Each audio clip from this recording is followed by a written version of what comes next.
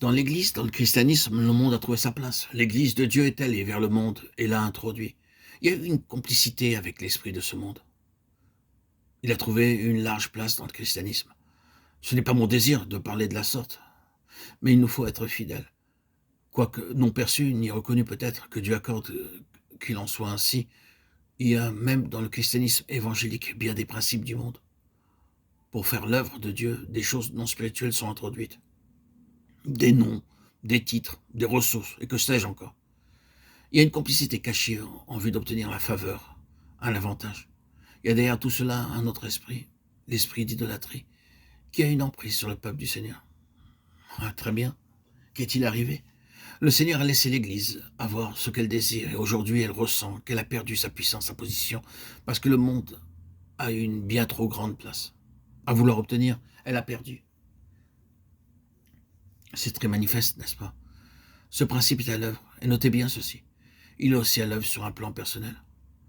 Si votre cœur a jeté son dévolu sur quelque chose au point que vous ne voulez pas essuyer un refus de la part du Seigneur, vous insistez, et vous l'aurez. Et votre menace à l'adresse du Seigneur, même si elle n'est pas exprimée sous cette forme, et que vous ne continuerez pas à moins que le Seigneur ne vous l'accorde, ou ne le fasse pour vous.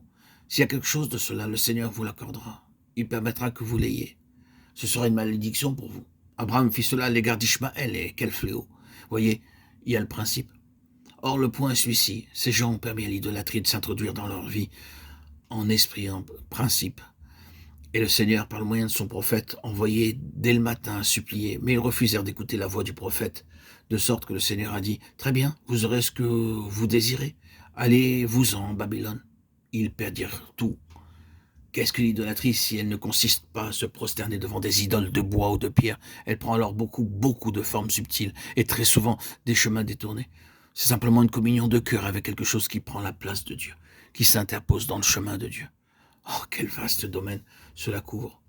L'effet ultime est que le Seigneur est frustré, le Seigneur est entravé, le Seigneur ne peut pas avoir ce qu'il veut. C'est l'idolâtrie dans son principe. Elle destitue le Seigneur, elle provoque des difficultés pour le Seigneur.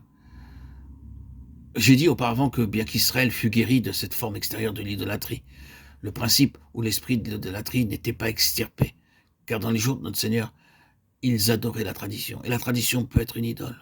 Oui, la tradition peut être une idole. On peut être tellement dévoué, consacré à une tradition que le Seigneur n'a pas de possibilité.